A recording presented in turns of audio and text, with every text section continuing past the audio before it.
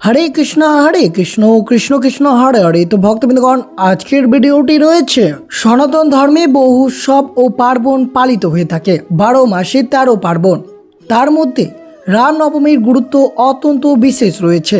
2026 সালের রামনবমী ব্রতটি 26 নাকি 27 মার্চ পালন করতে হবে।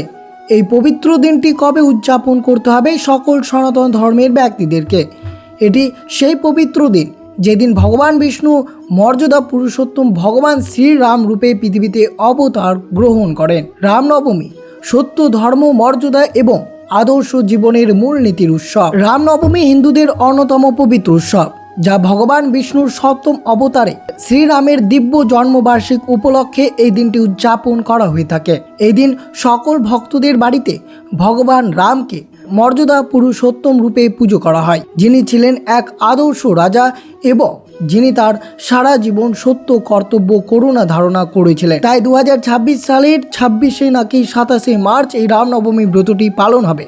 তার আগে পরিবারের সুখ সমৃদ্ধি এবং ভগবান বিষ্ণু, তার সাথে ভগবান বিষ্ণুর সপ্তম অবতার রামের আশীর্বাদ পেতে চাইলে বাড়িতে এই 5টি জিনিস অবশ্যই রামনবমী ব্রত চলমান ক্রয় করতে পারেন, যা বাড়িতে কিনে আনলে পরিবারের সুখ সমৃদ্ধি ভরে থাকবে। বিশেষ করে রামের আশীর্বাদ বর্ষিত পড়বে সেই পরিবারে। তো অবশ্যই ভিডিওটি আপনারা শুরু থেকে শেষ পর্যন্ত ভক্তি সহকারে শ্রবণ করবেন। আর চ্যানেলে নতুন হয়ে থাকলে দয়া করে চ্যানেলটিকে সাবস্ক্রাইব করবেন, লাইক করবেন, কমেন্টে ভক্তি, ভালোবাসা, শ্রদ্ধা দিয়ে জয় শ্রীরামের জয় লিখে দিতে ভুলবেন না। শুভ দিনটিতে অবশ্যই ভিডিওটি আপনারা শুরু থেকে শেষ পর্যন্ত ভক্তি সহকারে শ্রবণ করবেন। চৈত্র শুক্লা নবমীতে রামনবমী পালিত হয়ে থাকে। মনে করা হয় এই দিনে ধরাধামে ভূমিষ্ঠ হন বিষ্ণুর সপ্তম অবতার রাম। রামনবমীতে দেশের বিভিন্ন স্থানে শ্রীরামচন্দ্রের আরাধনা করা হয়। ধর্মীয় বিশ্বাস অনুসারে রামনবমী যথাযথভাবে পালন করলে সেই ভক্তের সমস্ত দুঃখ কষ্ট থেকে মুক্ত পাওয়া যায়। বাস্তুশাস্ত্র অনুসারে রামনবমীতে কয়েকটি জিনিস বাড়িতে ক্রয় করে আনলে তা অত্যন্ত শুভ হতে পারে। এমন কিছু জিনিস আছে যা রামনবমীর পুণ্যতিথিতে ঘরে নিয়ে এসে শ্রীরাম এবং মা লক্ষ্মী এবং রাম ভক্ত হনুমানের পুজো অর্চনা করলে তাদের আশীর্বাদ লাভ করা সম্ভব। তাই অবশ্যই শ্রবণ করবেন এই রামনবমীর দিন বাড়িতে কোন কোন জিনিস আনা অত্যন্ত জরুরি হতে পারে আপনাদের জন্য। প্রথমে অবশ্যই শ্রবণ করবেন রামনবমী 2026 সালের কবে পালন করতে হবে। 26 নাকি 27 মার্চ। রামনবমী ধর্মপ্রাণ হিন্দু মানুষদের কাছে খুবই গুরুত্বপূর্ণ। এটি চৈত্র মাসের শুক্লপক্ষের বিশেষ নবমী তিথিতে এই রামনবমী ব্রতটি পালিত হয়ে থাকে। ধর্মীয় বিশ্বাস মতে এই দিন মা কৌশলার কোল আলো করে মর্তে আবির্ভাব হয় ভগবান রামের। তাই দিনটি রামের আবির্ভাব দিবস হিসেবে পালিত হয়ে থাকে। হিন্দু ধর্মাবলম্বীদের কাছে অত্যন্ত পবিত্র এই রামনবমী। প্রতি বছরের মতো 2026 সালে এই উৎসব ঘিরে ভক্তদের মনে উৎসব এবং আনন্দে ভরে আসবে। পঞ্জিকা মতে 2026 সালে রামনবমী কবে পালন হবে, বিশেষ করে 26 মার্চ নাকি 27 মার্চ। পঞ্জিকা মতে 2026 সালে রামনবমী পালিত হবে 26 মার্চ বৃহস্পতিবার। রামনবমী মূলত ভগবান বিষ্ণুর সপ্তম অবতার শ্রী রামচন্দ্রের জন্মদিন। হিন্দু ক্যালেন্ডার অনুযায়ী চৈত্র মাসের শুক্লপক্ষের নবমী তিথি এই উৎসব পালিত হয়েছে। 2026 সালের নবমী তিথি শুরু হচ্ছে 26 মার্চ বেলা 11:48। এই তিথি চলবে পরদিন অর্থাৎ 27 মার্চ সকাল 10:06 পর্যন্ত। শাস্ত্রীয় নিয়ম অনুযায়ী উদয়া তিথি বা সূর্যোদয়ের সময়কে গুরুত্ব দেওয়া হয়। সেই সময় 26 মার্চ মূল উৎসবের দিন।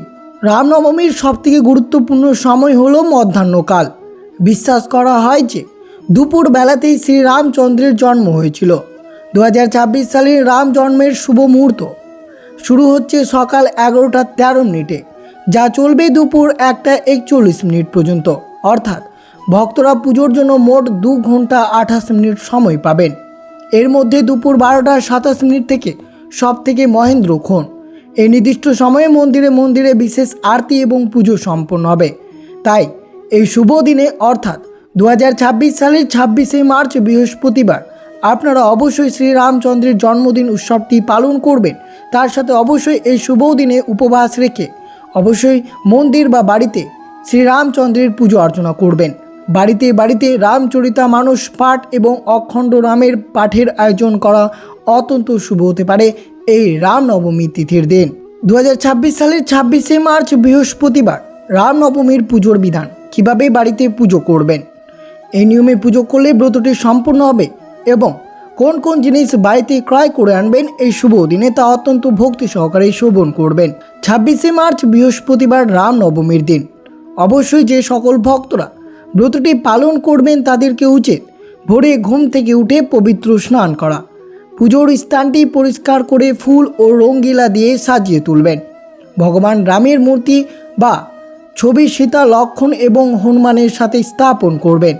তুলসী পাতা, ফল, মিষ্টি এবং পঞ্চামৃত অর্পণ করতে পারেন।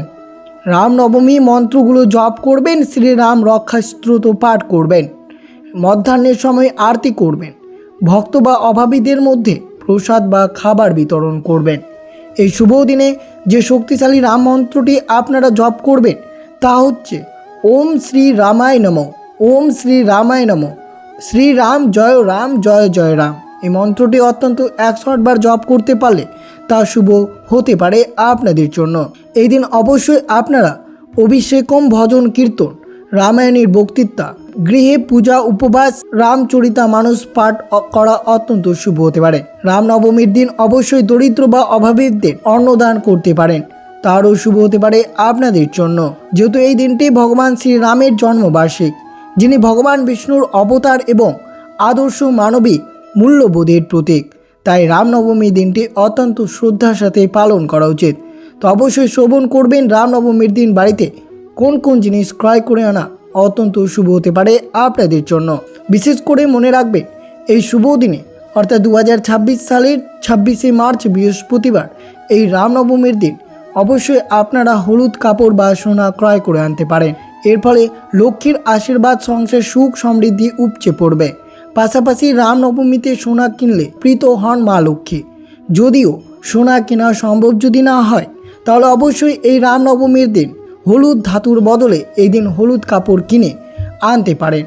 রামনবমীতে হলুদ কাপড় কিনলে আর্থিক সংকট কেটে জীবনে উন্নতির ছোঁয়া লাগতে পারে আপনাদের পরিবারের জীবনে। দ্বিতীয়টি রয়েছে হলুদ বা গেরুয়া পতাকা। রামনবমীতে হলুদ বা গেরুয়া রঙের পতাকা ঈশান কোণে বাড়িতে নিয়ে আসুন। এই পতাকা নিজের বাড়ির ছাদে লাগান। এর ফলে সংসার থেকে নেগেটিভ এনার্জি দূর হবে এবং পরিবারে পজিটিভ এনার্জিতে সুখ ও সমৃদ্ধি বজায় থাকবে। তৃতীয়টি রয়েছে হলুদ শঙ্খ। রামনবমীতে নতুন শাঁখ কেনা অত্যন্ত শুভ বলেই মনে করা হয়। 2026 সালের 26শে মার্চ বৃহস্পতিবার অবশ্যই রামনবমী তিথিতে হলুদ রঙের শঙ্খ কিনে তা ঠাকুরের আসনে রেখে দিতে পারলে তা অত্যন্ত শুভ হতে পারে। হিন্দু ধর্মের অনুসারে শঙ্খধ্বনি ছাড়া পুজো অসম্পূর্ণ, তাই রামনবমীতে নতুন শাঁখ কিনলে ঈশ্বরের আশীর্বাদ লাভ করা সম্ভব হতে পারে সকল ভক্তদের জন্য।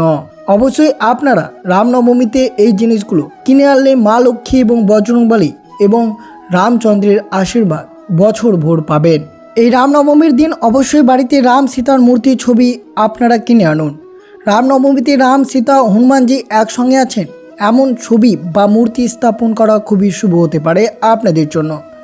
পুজোর সামগ্রী: শ্রীরামের ভোগের জন্য তুলসী পাতা, চালের গুঁড়ো, পুজোর জন্য কমলা রঙের সিঁদুর, লাল ওড়না কিনতে পারলে তা আরও শুভ হতে পারে। এই দিন রামায়ণ, বাড়িতে নতুন রামায়ণ বা রামচরিতা মানস কিনে এনে পাঠ করা অত্যন্ত শুভ হতে পারে সকল ভক্তদের জন্য। বিশেষ করে অবশ্যই আপনারা 2026 সালের 26শে মার্চ বৃহস্পতিবার এই রামনবমীর দিন এই কয়েকটি জিনিস ক্রয় করে আনলে তা শুভ হতে পারে আপনাদের পরিবারের জন্য। যেহেতু এই রামনবমী সনাতন ধর্ম ও সত্য প্রতিষ্ঠার প্রতীকের উৎসব। এই দিনে অযোধ্যার নগরীতে রাজা দশরথের ঘরে ভগবান শ্রীবিষ্ণু সপ্তম অবতার রাম রূপে জন্মগ্রহণ করে।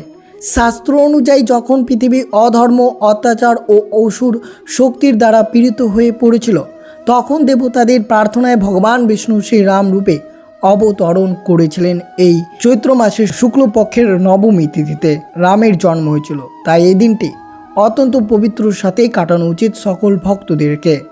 তাই এই দিনটি অত্যন্ত গুরুত্বপূর্ণ হতে চলেছে সনাতন ধর্মের সকল ব্যক্তিদের কাছে।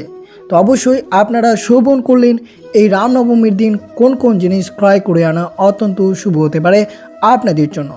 আর অবশ্যই আজকের দিনে শ্রবণ করবেন রামনবমীর ব্রত কথাটি, যেটি শ্রবণ করা অত্যন্ত শুভ হতে পারে আপনার পরিবারের জন্য। তো অবশ্যই আপনারা ভক্তি সহকারে শ্রবণ করুন আজকের দিনে রামনবমীর ব্রত কথাটি। চৈত্র মাসের শুক্লপক্ষের নবমীর দিনে এই ব্রত পালন করতে হয়। ব্রতের বিধান রামনবমীর দিনে উপোস করে থেকে প্রীত পুরুষের তর্পণ করা ও ব্রত কথা শুনে জল খাওয়ার নিয়ম রয়েছে। রামনবমীর ব্রত কথা। রাজা দশরথের যৌবনকাল প্রায় শেষ হয়ে এলে অথচ তার কোনো সন্তান হলো না। বংশ রক্ষা হয় না দেখে রাজা দশরথ খুবই চিন্তায় দিন কাটতে লাগলেন। শেষে তার কুল পুরোহিত বশিষ্ঠদেব রাজাকে বললেন তার স্ত্রীকে সঙ্গে নিয়ে শিব দুর্গা মন্ত্র জপ করতে। এরপর রাজা দশরথ খুব নিষ্ঠার সঙ্গে ওই মন্ত্র জপ করতে লাগলেন। রাজা দশরথের নিষ্ঠা ও ভক্তি দেখে স্বয়ং মহাদেব সন্তুষ্ট হয়ে তাকে দর্শন করে বললেন, আমি তোমার রূপ নিষ্ঠায় খুব সন্তুষ্ট হয়েছি। তোমার মনস্কামনায় নিশ্চয়ই পূর্ণ হবে। তুমি অবিলম্বে পুত্রেষ্টি যজ্ঞ করার ব্যবস্থা করো। তারপরে রাজা দশরথ পুরোহিতের সঙ্গে পরামর্শ করে পুত্রেষ্টি যজ্ঞ করার আয়োজন করলেন। অনেক কষ্টে ঋষিশৃঙ্গ মুনিকে আনিয়ে যজ্ঞ সমাধা করলেন। যজ্ঞ সম্পন্ন হবার পর সেই যজ্ঞের চুরু কৌশলা প্রভৃতি 3 রানীকে খেতে দেওয়া হলো। চুরু খাওয়ার অল্প দিন পরেই রানী কৌশলা ও 2 রানী গর্ভবতী হলেন। তারপর 10 মাস 10 দিন যেদিন পূর্ণ হলো সেই দিন ছিল চৈত্র মাসের শুক্লপক্ষের নবমী তিথি। পূর্ণ বসু নক্ষত্রের উদয় হওয়ার পর শুভ লগ্নে স্বয়ং শ্রী ভগবান কৌশলা দেবীর গর্ভ থেকে রামচন্দ্র রূপে ভূমিষ্ঠ হলেন। অতি পুণ্যের দিন সেই দিন এই উপলক্ষে রাজ্য জুড়ে উৎসব লেগে গেল। অতি পুণ্যাদিন বলেই চৈত্র মাসের শুক্লপক্ষের নবমীর দিনকে রামনবমী বলা হয়। তো অবশ্যই 2026 সালের 26শে মার্চ বৃহস্পতিবার এই রামনবমীর দিন অবশ্যই আপনারা ব্রত কথাটি শ্রবণ করলেন। আর বিশেষ করে অবশ্যই আপনারা এই কয়েকটি জিনিস বাড়িতে ক্রয় করে আনলে পরিবারের সুখ এবং মাতা দেবী সম্পত্তি লক্ষ্মীর আশীর্বাদে পরিবারে অর্থে ভরে আসবে। তো এই ছিল ভিডিওটি ভালো লাগলে অবশ্যই চ্যানেলটিকে সাবস্ক্রাইব করবেন, লাইক করবেন, কমেন্টে ভক্তি ভালোবাসা শ্রদ্ধা দিয়ে জয় শ্রীকৃষ্ণের জয় লিখে দিতে ভুলবেন না। এবং ভিডিওটি আপনার আত্মীয় ভক্ত বা বন্ধুদের সাথে অবশ্যই শেয়ার করবেন। সুস্থ থাকবেন, সতর্ক থাকবেন। জয় শ্রীকৃষ্ণ। রাধে রাধে।